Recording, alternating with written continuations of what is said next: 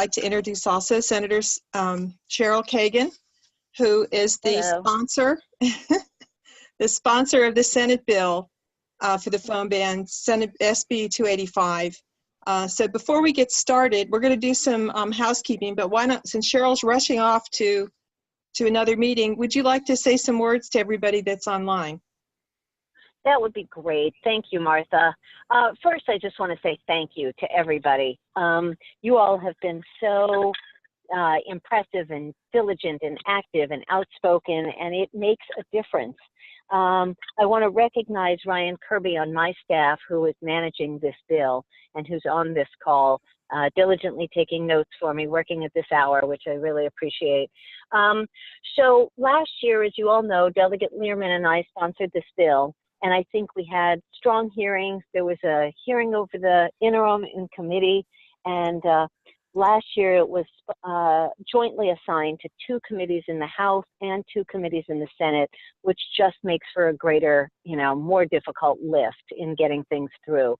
Despite that, I think we made our case well. And but this year, thanks to you all, and thanks to persistence, and to the increased acceptance and widespread enactment of foam bans around Maryland and around the state, there has been widespread acceptance. So for those of you who may not be aware, there was a Democratic caucus press conference the other morning with both the Speaker of the House, the Senate President, and dozens of us from around the state, and they released a 6-point Democratic priority package of legislation. And the foam ban was on it, which was very exciting. I know that the Senate President totally supports it, and I know that the Speaker does too. So I am very optimistic that this will be the year that we've got leadership support. We have a lot of co-sponsors and a lot of leadership participation and belief that it's the time to move this forward. I will just say one more thing, which is the fact that it has already been banned in Montgomery County, Prince George's County, Baltimore City, Annapolis, DC, Gaithersburg, Rockville, and the fact that it's has been introduced with requisite number of co-sponsors on the Anne Arundel County Council, that the new county executive has already campaigned and been very clear that he can't wait to sign it, really does show the momentum. And we have learned that 52.2% of Maryland residents are going to be living in a jurisdiction where foam is banned. And so with a majority of residents already living in that, let's just get it done statewide. So I look forward to working with you and to getting it enacted this year. I'll stay on for one quick moment if there's a quick question, and then I'm going to jump. I think it's *6 if you have a question to unmute. Okay. Hi, I have a question. Can I speak? Could you identify yourself, please? Oh, yeah, sure. Hi, Senator. My name is Derek Frost. I live in Bethesda, and I'm a volunteer with Sierra Club, and I want to thank you for sponsoring this bill. We really appreciate it. Thanks for all your hard work. I was just wondering if I heard that there was another bill that would tackle the whole problem of plastic straws and that sort of thing. Am I mistaken? So Derek, there is conversation about a lot of other environmental ideas, and I think County Executive Elrich is thinking about it. There is a conversation around local legislation. When I met with the Senate President last summer and I pitched poly as a priority issue, he was very clear. He said, now that's not plastic bags, right? And I said, no, that's a different bill. He said, and that's not straws, right? I said, no, that's not straws. It's just styrofoam. So while there may be additional work that Sierra and LCV and Trash Free Maryland and Blue Water Baltimore and others want to accomplish, we've got to keep our eye on the prize and not dilute our arguments and our focus. So we just want to ban polystyrene, expanded polystyrene or styrofoam in food products. And I think we can get that done. And then other years, other legislation, we can be considering that in the future. Thank you. So thank you for the questions. This does not affect straws. Okay, great. Well, thank you very much for coming on, Senator Kagan. And we look forward Absolutely. being in the And hearing on the 12th of February. absolutely. Okay. And Delegate Lierman is on the call as well. She wants to be unmuted, but Delegate Lierman, I think if you do *6, you'll be able to speak as well. She is remarkably hard work. There we go. All right. So, Brooke, if it's okay with you, can I jump and you take over? Yep, you jump and I'll, yep, thank you. Okay, I'm going into a 6:30 meeting now, so Nice. take care, Okay. you guys. Thank you for all you do. I'll see you in the hearing. Take care. Bye-bye. Hi, everyone. I don't know, am I unmuted? Yes, you are. Yes. Oh, great. Okay. Well, I'm Delegate Brooke Lierman, and I am the sponsor of the House version of the bill. I'm just starting my second term. I represent part of Baltimore City, and I've been working on plastic trash bills since I was first elected. So I'm very excited that we have a bill that is in the leadership package and that is in such a strong position.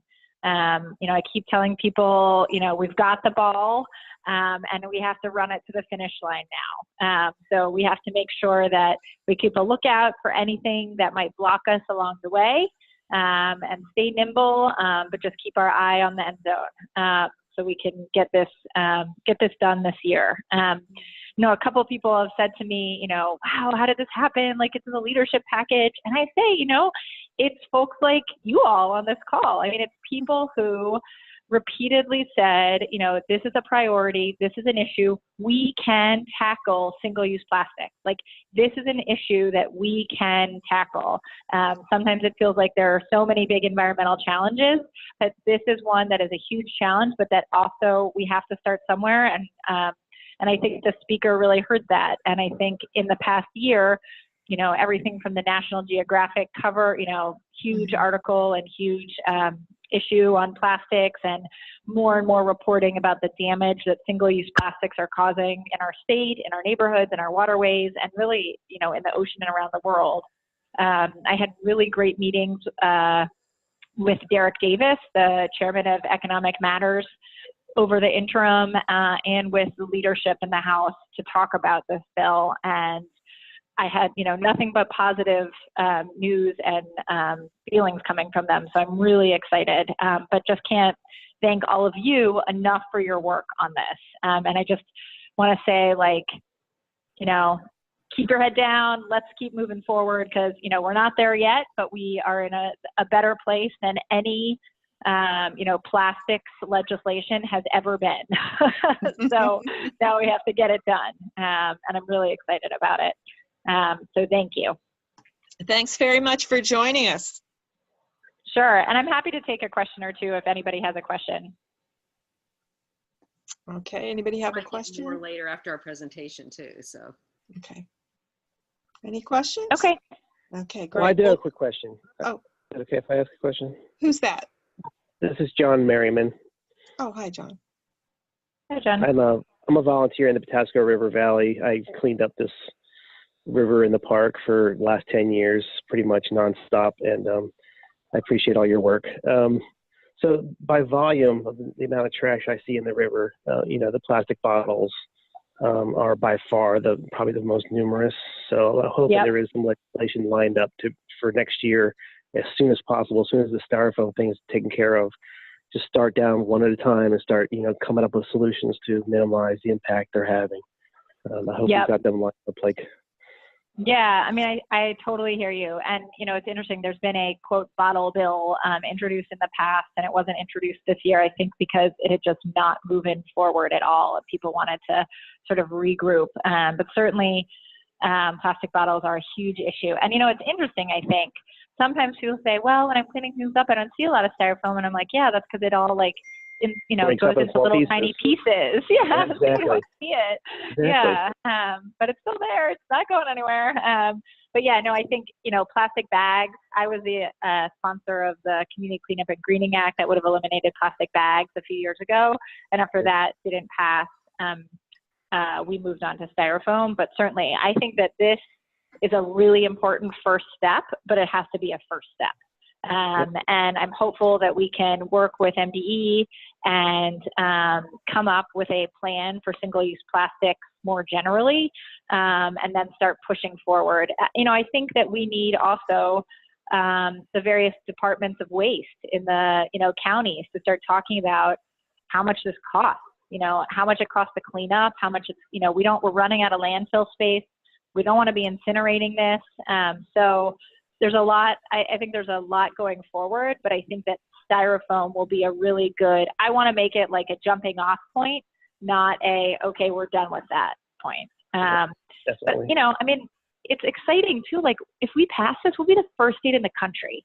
And right? That's huge. And I think it will show other legislatures, oh, this is totally possible. A Democratic legislature, a Republican governor passed a styrofoam ban. That would be incredible. And it will give, I think, cover to and momentum to the single-use plastics elimination, around the country. So it's so important that we do this. But yes, we absolutely should move on from this and keep moving forward. Yeah. Just as a quick follow-up, I'm down in the river all the time with the waders on, and I'm plucking things out of log jams and things like that. I see so much stuff that is already out of sight for most people. They don't even see it. Once it hits the river, it's gone. It's like out of sight, out of mind. But I want to get folks like you and your supporter, obviously, but other folks that might be reluctant or hesitant down there to see what it looks like. Every time there's a flood, with all the rain we've had this year, every flood valley has been just full of bottles and cans and tires, and it's just sickening. And I just keep cleaning it up, and it keeps coming back. It's nonstop. Right. It's just crazy. We should try to get like Eric Bromwell, the vice chair of ECM, and Derek and Kumar and folks like that out there, to see these sorts of things. I think it can be really impactful. Julie Lawson, who used to run Trash Free Maryland, used to take members out into the bay to do trash trawls. So I went out and did a trash trawl with her to just, drop a trawl down in for half an hour. You pull it up, and no matter where you are, you're pulling up plastic trash. It's pretty incredible. So, no, I think it's more of that is great. More of that. Yeah. Yes, definitely. Yeah.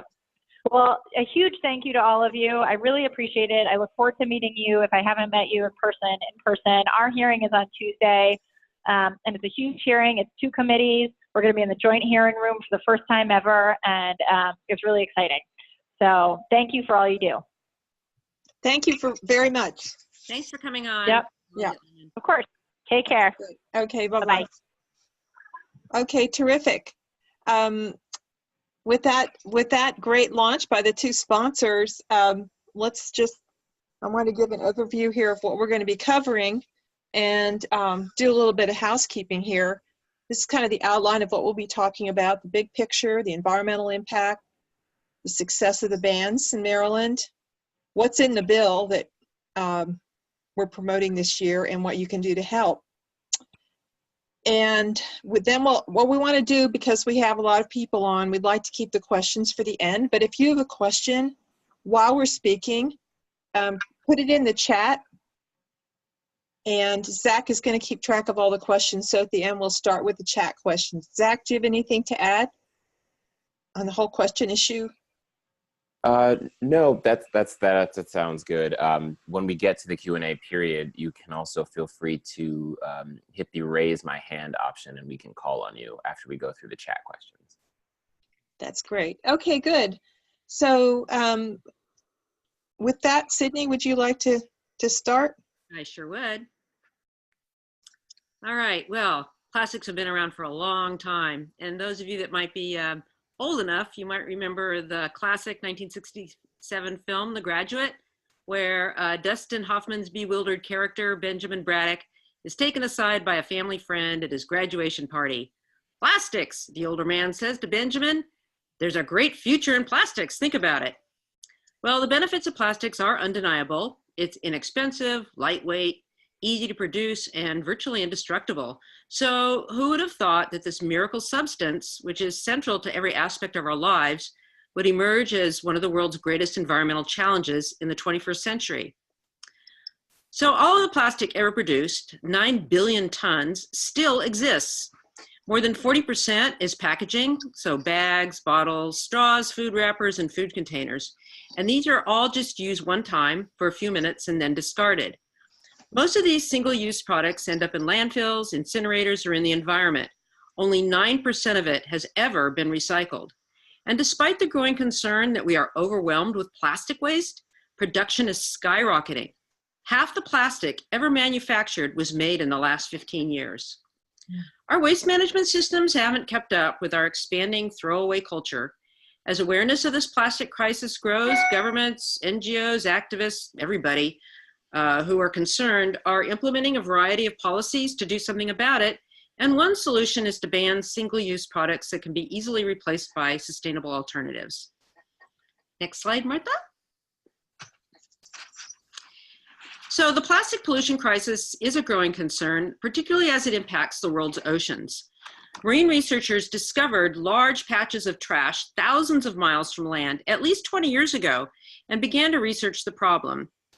We now know that most ocean debris is plastic waste, that it's found everywhere, from the surface to the deepest trenches, and unless we find a way to remove it, it will last for hundreds of years. About 18 months ago, scientists estimated that at the current rate of dumping, there will be more plastic in the ocean than fish by weight by 2050. The Ocean Conservancy's 2017 Coastal Cleanup report found that the top 10 kinds of litter found on beaches was single-use plastic debris, EPS foam food containers among them. And of course, much of this litter originates on land and not just on the coastline. So a foam cup blown out of a trash can 100 miles inland, if not recovered, could end up in a local waterway, eventually making its way to the Chesapeake Bay and ultimately the ocean. So what about that foam cup? It's expensive, it's lightweight, and it's nearly indestructible. And it's those attributes that make it an increasingly serious environmental problem. Because it's so cheap to make and very inexpensive to buy, EPS foam is one of the most common containers found in the market. And as I said earlier, it's just a common component of the litter stream. So while foam is easily crushed, it doesn't biodegrade, as do paper products or those made from plant material. So I'm sure everybody, you've had a styrofoam cup, you break it up, it's kind of fun to do that. You realize you just have a lot of little pieces. So the foam breaks into increasingly smaller pieces, and they are known as microplastics. And this is what becomes a garbage soup floating on the ocean surface. And it's virtually impossible to clean up. In some locations, there is almost 6 times as much plastic as plankton, the microscopic plants and animals essential to the entire ocean food web. And that warm sand between your toes at the beach, well, recent studies show that beaches everywhere contain as many as 1,500 plastic fragments per kilo, irretrievably mixed in with natural substrate. Next slide, please. So the larger pieces of plastic, including EPS foam, are ingested by hundreds of marine species, from corals to sea turtles and marine mammals who mistake it for food. Seabirds are especially prone to eating floating plastic debris. One study showed that 98% of chicks sampled contained plastic, and that amount is increasing. Mortality in marine life is nearly 100% from ingestion, starvation, and suffocation. Next slide, you, Martha. Okay. So Sydney has highlighted what happens when expanded polystyrene gets in the environment, like when litter will blow into the waterway or get captured by stormwater runoff. But the second impact of EPS foam on the environment has to do with that part of it which is captured in the waste stream, and it ends up, in generally speaking, in landfills. Now, or an incinerator, after being used just a few minutes. Now, the industry is going to tell you that actually it's not a big problem because EPS foam is only 1 to 2% of all trash, but that's actually by weight.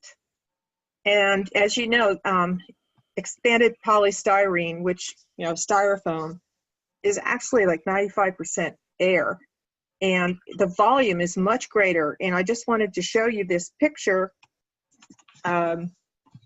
the relationship, of the difference in volume. On the left side is 8 ounces of red number 6 rigid polystyrene cups, 8 ounces. Okay, on the right we have a stack of foam cups that together weigh 8 ounces. So when you say something is 1%, it's 1% by weight, but by volume you can see that the foam cups are almost 6 times the volume of the plastic ones.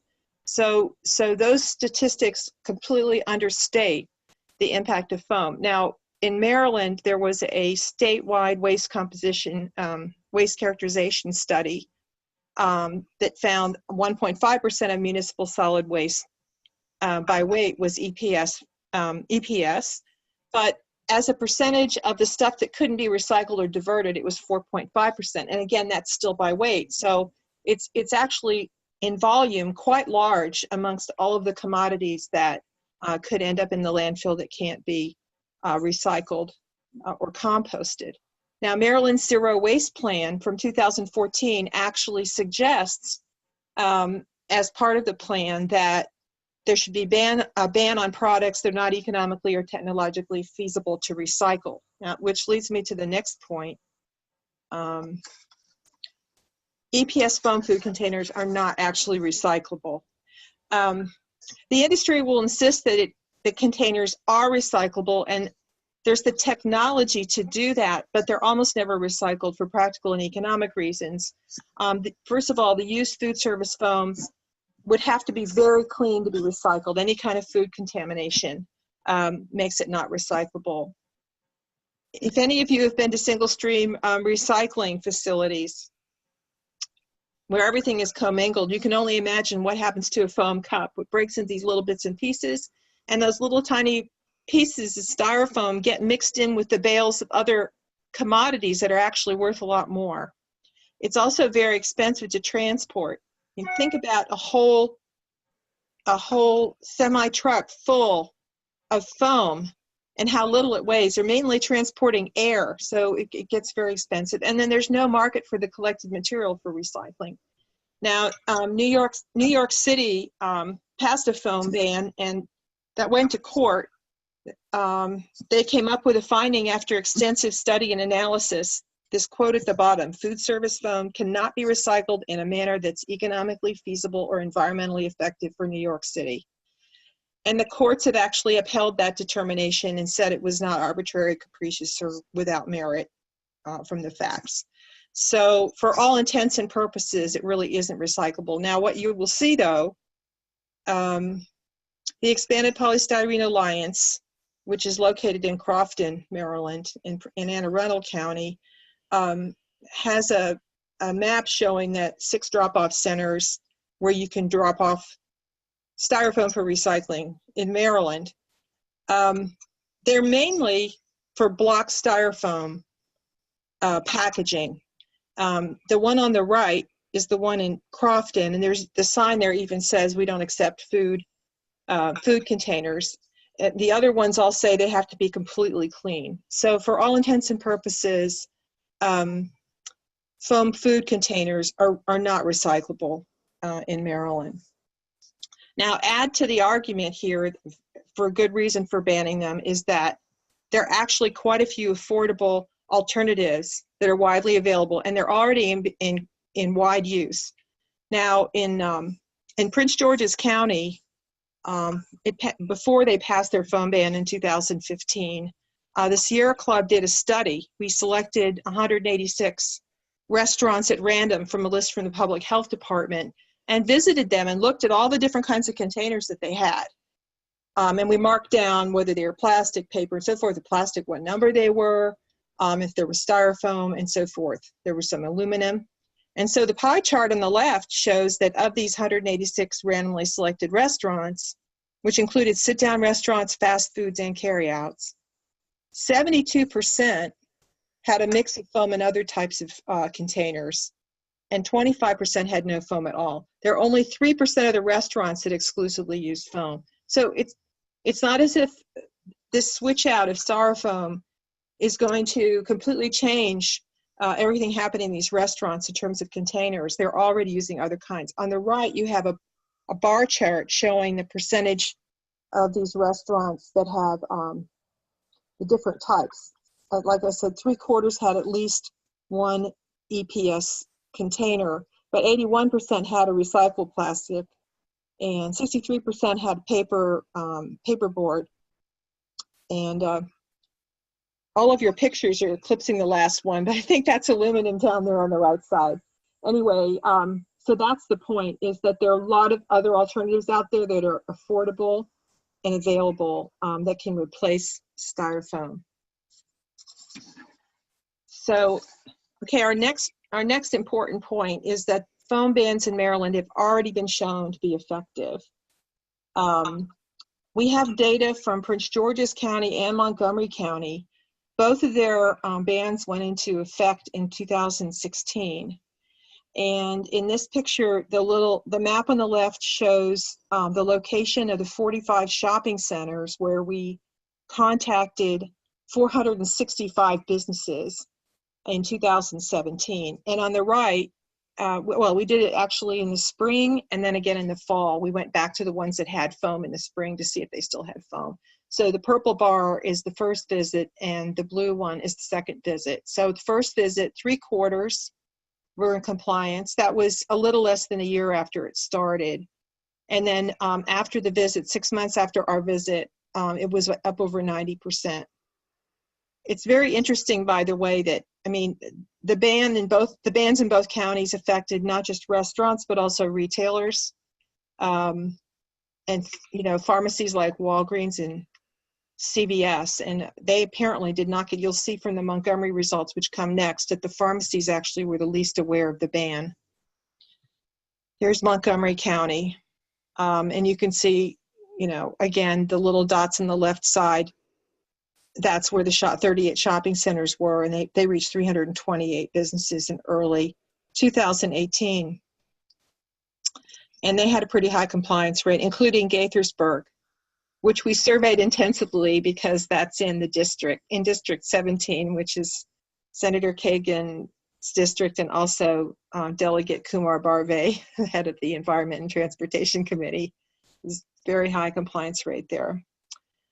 Okay, now in addition to these two counties, this year in 2019, the ban in Baltimore City, a ban in Annapolis, and the ban in Rockville will go into effect.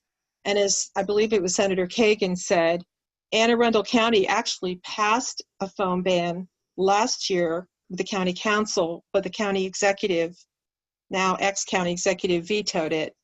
And now we have a setup where there are actually 4 sponsors and 7 council members. So they have enough to pass it in the council, and the new county executive will pass it. And that hearing is on February 19th. So we're looking forward to the passage of a foam ban in Anne Arundel County too. All right, and I should also mention that also easing the transition for the rest of Maryland is that most of the major fast food chains, because of Montgomery, Prince George's, and also DC, have already manufactured alternatives with their logos on them. And this is just 3 of them: Dunkin' Donuts, McDonald's, and Popeyes.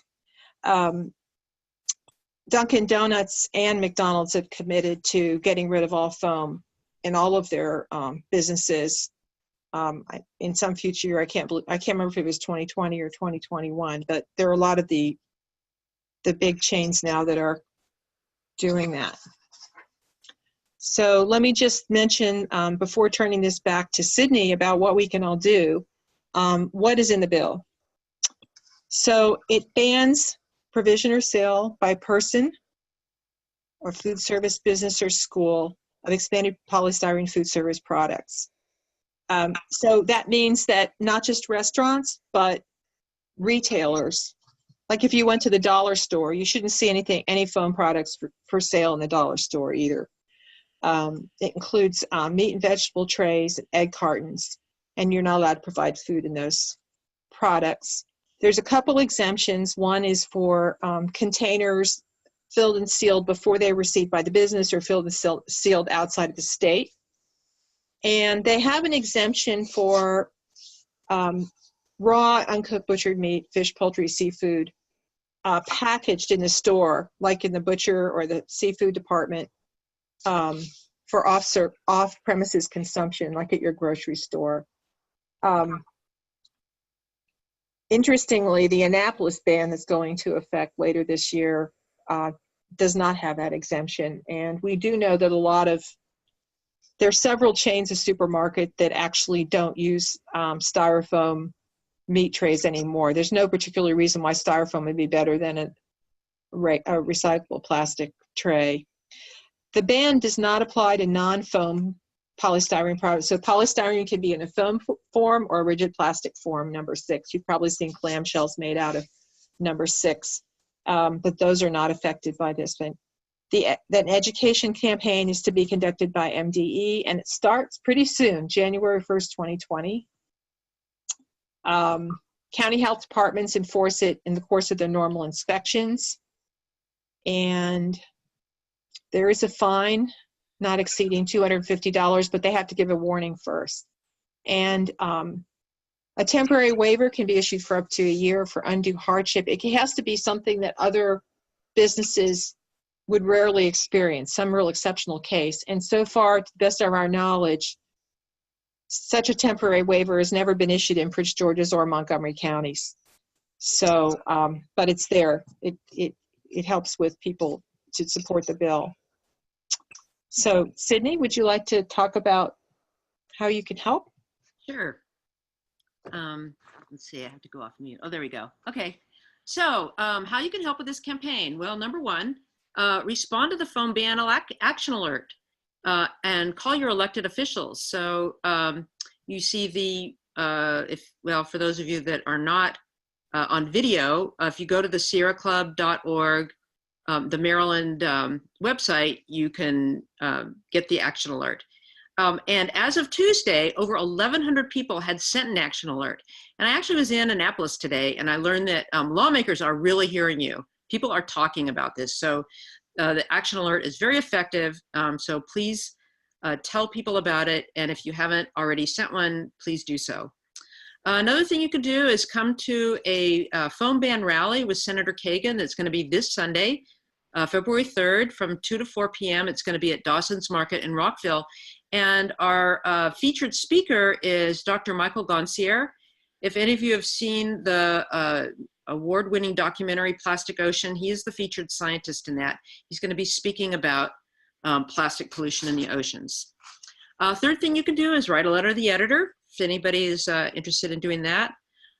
You can also come to the hearing for the House bill in the House Environment and Transportation Committee. That's going to be next Wednesday, February 6th. I think Delegate Lierman said Tuesday, but it's actually Wednesday. And it starts at 1 o'clock. And also that day at 4 o'clock is the Maryland Environmental Legislative Summit.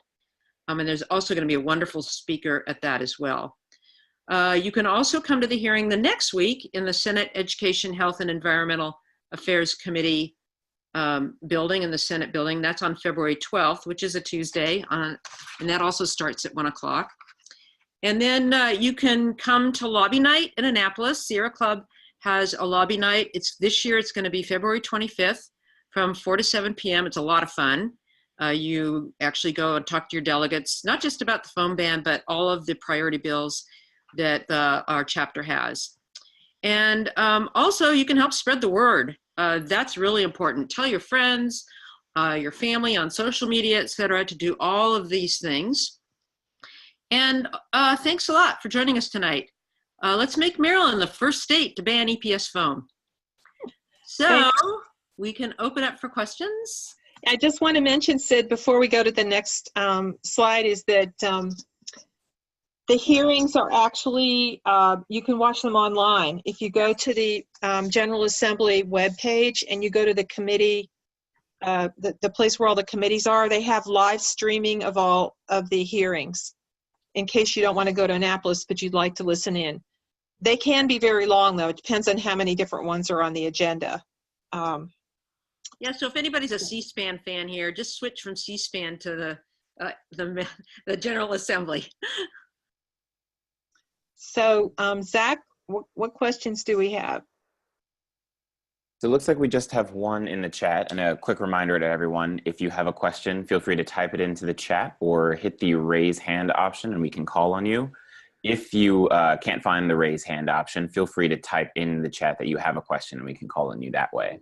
But the one in the chat currently is, will this presentation be available after this call? And I can actually answer that one. We are recording this webinar and it will be posted on our website, and we'll also send an email to everyone who registered for this webinar with the link to the full recording, so you can take a look at that. And then we'll include any other relevant materials that Martha and Sydney would like to share with you all.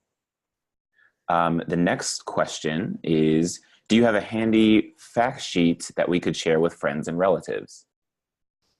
I'll answer that one, sure. The fact sheet, again, is on the website.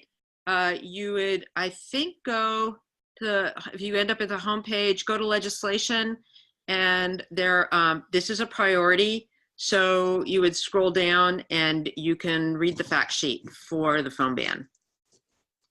And the fact sheets for our other priorities are there as well. The next question is, will the foam ban affect any containers that might be a mix of foam and other materials? Also, what time is the rally Sunday in Rockville? So I've never heard of a material that's made of EPS foam and something else. Have you ever heard of anything like that, Martha? Not in terms of food containers, although I have seen sometimes like a paper sleeve around a foam cup. I've seen a disguised foam cup. It was actually it was at Burger King, and it made it look like a paper cup, but it wasn't. But you know, if it's a food container that has styrofoam in it, then it would be banned. Mm-hmm. And again, we can you know, just emphasize this only is foam food containers. It does not include the packaging foam that your appliance comes in. In fact, you can take those back to Best Buy, and as we said earlier, there are some drop-off centers for those, or just reuse the packing foam as well.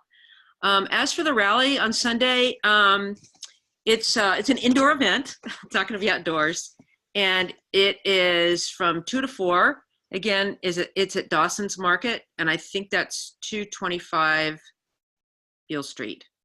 North Washington Street, right? North Washington Street, yeah, right in the downtown area of Rockville, that new sort of town center area. Next question is, who have been the main opponents to the bill? Yeah, so, well, the Dart Corporation, which makes it. They, by the way, they don't just make foam, they make all kinds of plastic materials, including some stuff that's recyclable, that's sustainable. So they are often at hearings, or actually they're always at hearings. The American Chemistry Council, which is a professional organization of plastic manufacturers. The Restaurant Association, Maryland Restaurant Association, retailers sometimes show up. Sometimes businesses that say they've been affected, they sometimes show up. Can you think of any others, Martha? Now, I was just going to mention that we found out that the Dart Container Corporation, well, Dart's the one that's picking up that block styrofoam from those drop-off places, but they have 2 distribution centers and 1 factory in Maryland. The factory is on the Eastern Shore in Federalsburg, and it's an old Solo cup company, and they don't manufacture any foam. So actually, Dart doesn't.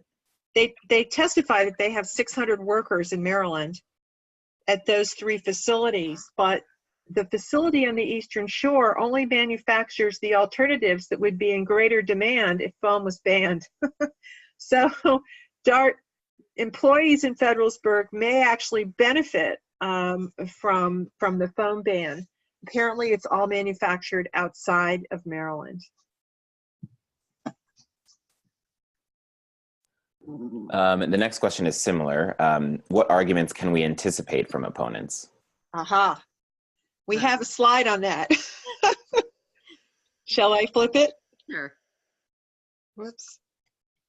Oh no, where is it? Why won't it go? Oh, there we go. Critics. Okay. this is a long list, but this is based on actually what they've said in the last couple of years. First of all, the ban's not going to reduce the litter.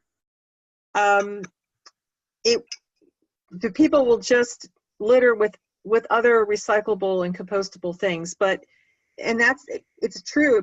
It may not reduce litter, but what it will do is reduce the litter that's the most harmful to the wildlife, that the little bits and pieces that absorb toxins on their way out to the ocean and that the fish eat. So, so that does not undermine our argument. Actually, we're not arguing that would reduce litter. They're saying EPS can be recycled. We should increase recycling instead of banning it. Well, I've tried to show you the evidence that it, theoretically can be recycled, but actually everybody has just tried to do that. It's just given up for food containers. And just to be clear, even if it could be recycled, it still wouldn't negate the argument that the littered foam, a lot of stuff that's littered is recyclable, but it's still out there. The littered foam is still getting in the waterways and affecting wildlife. So that would only affect the argument that foam is filling up the landfill, but it doesn't, because it's not really recyclable. They'll say that EPS is a very small % of litter and of waste, and I already showed you that argument, and that the volume is actually much greater. They say that it uses less energy and water than comparable other paper and corn-based products in its life cycle. But again, it's still very harmful to wildlife and everything. And when it gets out there, they're not actually using the energy and paying the money it takes to clean this stuff up before it gets there. So it poses undue hardship on businesses. That's why the restaurant association's against it. In fact, we found that you can get pretty cheap alternatives, maybe not as cheap as foam sometimes, but pretty cheap. The jobs we lost in Maryland, that actually is the reason why I mentioned that there aren't any styrofoam jobs. The substitute of the restaurant association often says that there's nothing like a foam cup. It keeps cold food cold and hot food hot, and there's really no true substitute for it. And then lots of times they anticipate that we're going to say something about human health and carcinogens and that kind of thing in expanded polystyrene, and so they claim that it's totally safe for people to consume out of these containers, and the FDA's 50 years has said it's okay to use these containers. So then they typically go into very detailed discussion of chemistry to make us all look like fools that we don't know what we're talking about. They go into like styrene and polystyrene are not the same thing, and you breathe styrene and it's on everything you touch and eat. And anyway, this is one reason why the public health argument is not, why the proponents have not made this like the primary argument behind the ban. There just haven't been, let me just show you this next slide, the public health impacts. We're concerned about eating out of food service ware. We're also concerned about consumption of fish with microplastics. The thing is that what you really want is a study, a randomized trial where some people ate out of foam containers for 10 years of their life and other people were randomly assigned to a group that didn't, and you look to see what the difference in their health status is and whether they actually have more cancers or whatever. This kind of study doesn't exist. And so because of that, the industry says there's no definitive study that says it's bad for you. And the study that we need doesn't exist. But we still have the precautionary principle, which Sierra Club adheres to, and actually I adhere to in my own personal life. When an activity raises threats of harm to the environment or human health, you take precautions, even if some causal relationships haven't been fully established scientifically. So that's what we would say about public health impacts. But we try not to get in these hearings involved in these detailed discussions about the specific chemicals. We have very strong environmental arguments on why expanded polystyrene food containers should be banned. So that's where we've been basing it. Sorry to be so long-winded. Do you have details about affordability?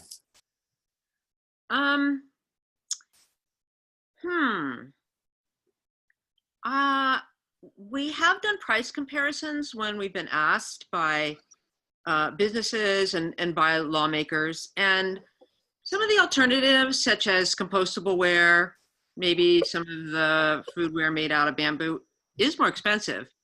But I think as this ban goes into effect and more businesses are switching, we anticipate that the cost of more sustainable foodware will come down. Do you want to add anything, Martha, to that? Well, I know that, you know, the cost of any particular substitute depends on how many you buy and what they're made of. And there was some criticism from the schools and some of the places where the bans have already been implemented that, oh, you know, we can't afford this, it'll double the price. A lot of the schools have styrofoam trays that are used once for lunch and thrown in the trash. And it's very upsetting to see.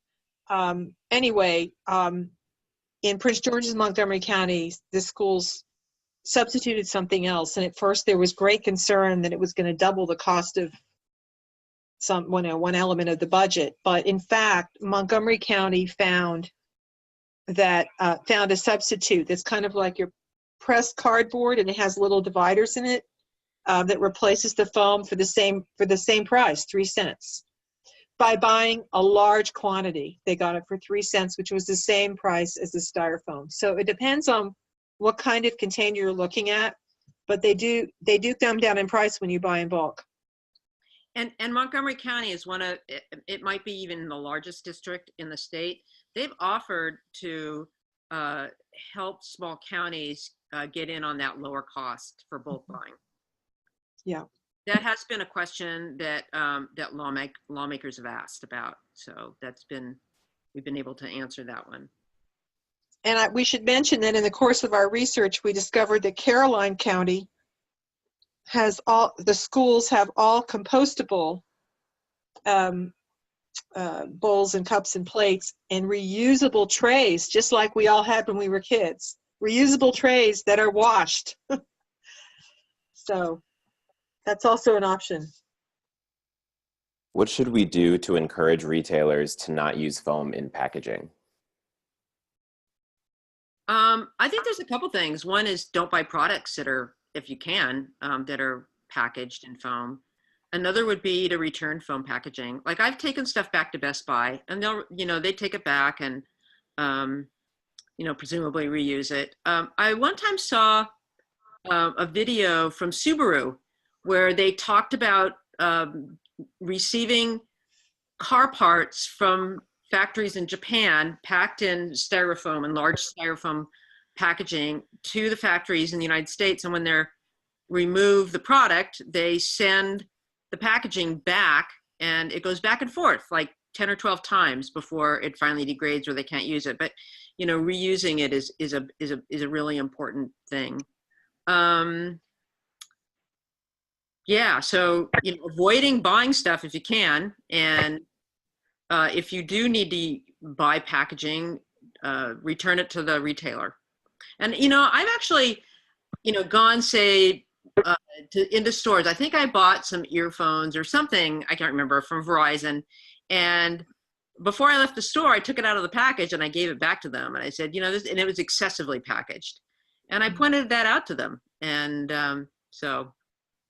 when we're talking about packaging, we should also point out that the bans in Prince George's and Montgomery counties also ban packing peanuts made of styrofoam. And this statewide bill does not. I'm not sure exactly why it was dropped, but in Montgomery and Prince George's counties, the bill is implemented and enforced by the Environment Department. In this bill, it's enforced by the public health people, and they wouldn't have reason to go into a packing store. I think that's probably the logic. I know that was the logic. The Annapolis bill also does not have packing peanuts. That said, a lot of the packing places have abandoned styrofoam packing peanuts. and replace them with biodegradable. Not all of them, but most of them have. And so that's an opportunity to speak your mind to those people if you see styrofoam packing peanuts for sale in a store, to give them an earful. What is the reason for exception B?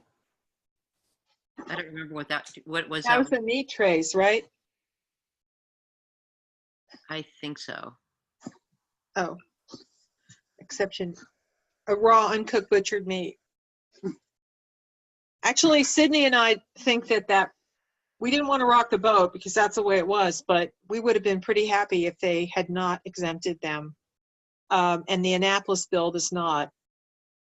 There's no reason why raw, uncooked, and butchered meat can't be wrapped in paper like it used to be from butchers in the old days. Or, and I think it's Moms I saw, all their meat is in a regular plastic, recyclable plastic tray for sale. And the Wegmans in Landover, they also don't use foam trays. They have I think it might be a number 5 plastic. However, you know how they'll chop vegetables or ears of corn and package them on a foam tray and put, saran wrap around them. Those trays are included in the ban, and I've talked to several Safeways and Giants to tell them that they're not allowed to do that, and I actually saw them switch, the ones I spoke with. And I don't know. I imagine there are people on this call who shop at Trader Joe's. And Trader Joe's uses so much plastic. As much as people love Trader Joe's and, they sell a lot of organic stuff, they use a lot of packaging. So I actually don't go to Trader Joe's nearly as often as I used to.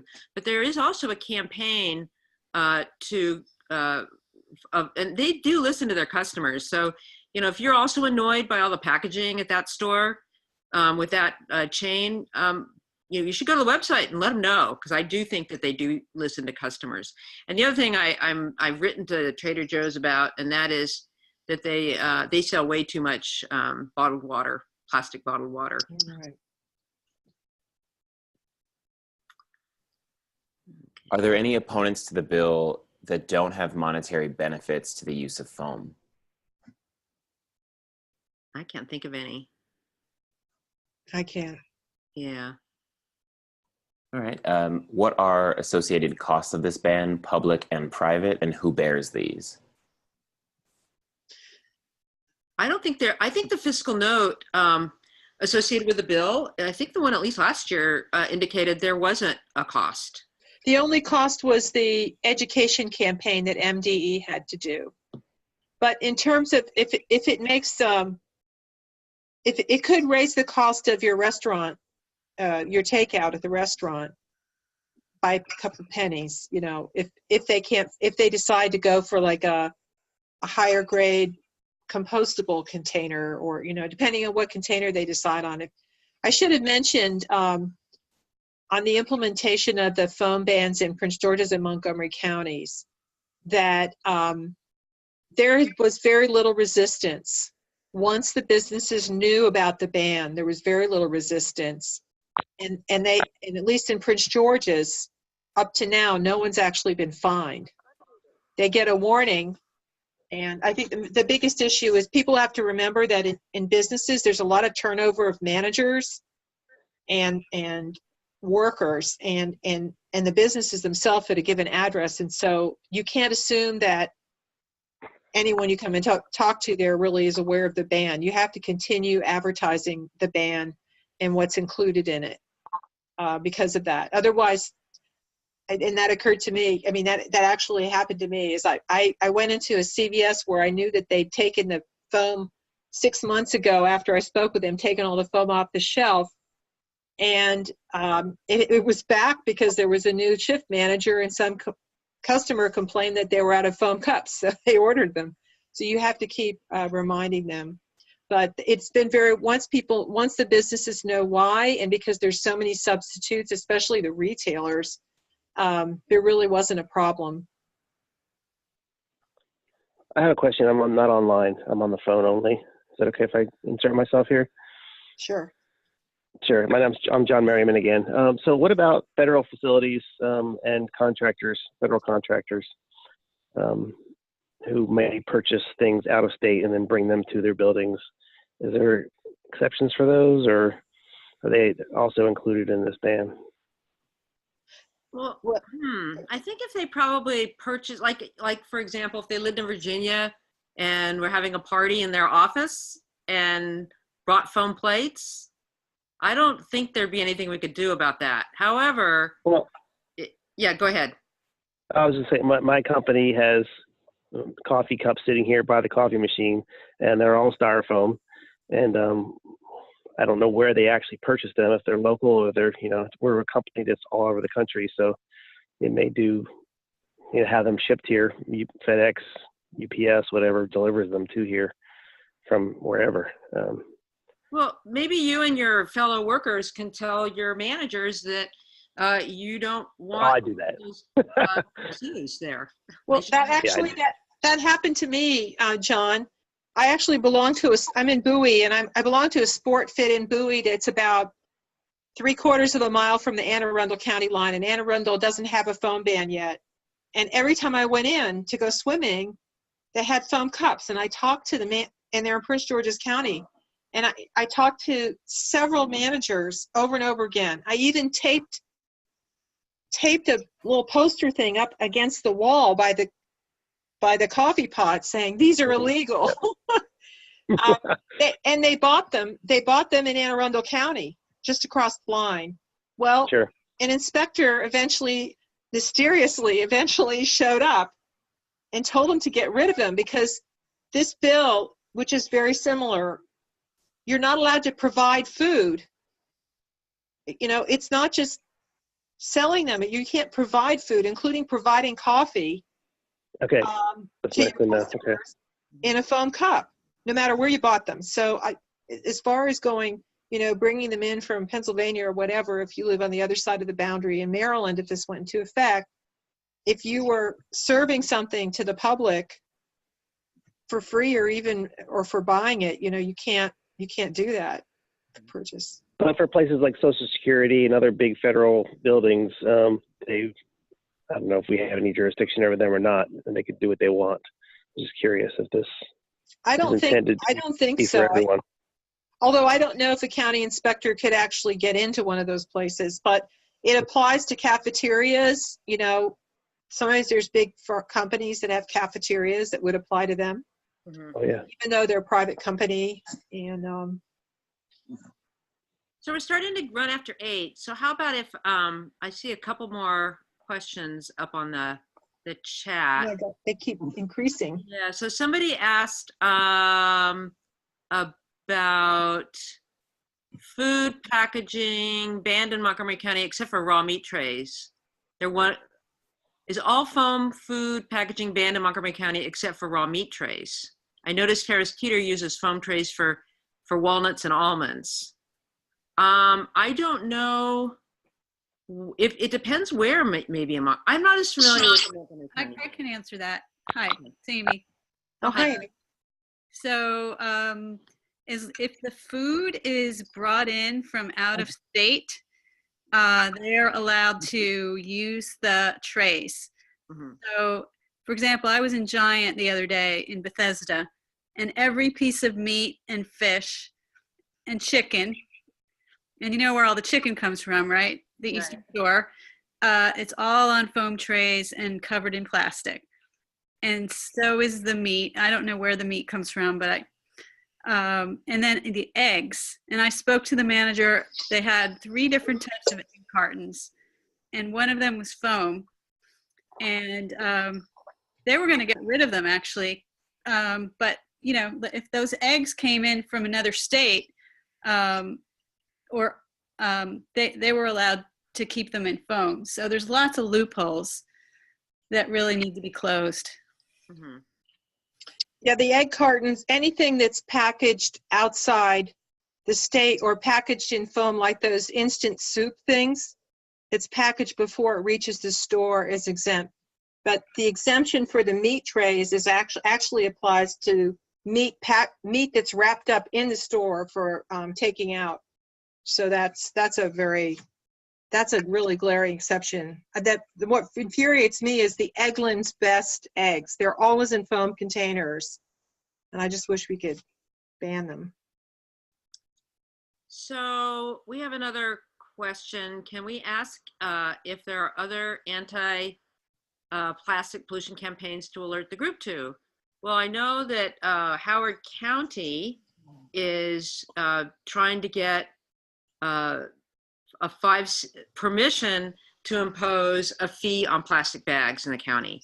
And like almost every jurisdiction, except for Montgomery County and maybe Baltimore City, every other county jurisdiction has to get clearance from the General Assembly in order to impose fees, such as fees on bags. So I know Howard County is working on that. I've heard that there is a bill that would ban straws as well, but I don't really have much information on that one. I don't know of other plastic campaigns. So if anybody else who's on the call knows of other anti-plastic things going on, you can unmute and let us know.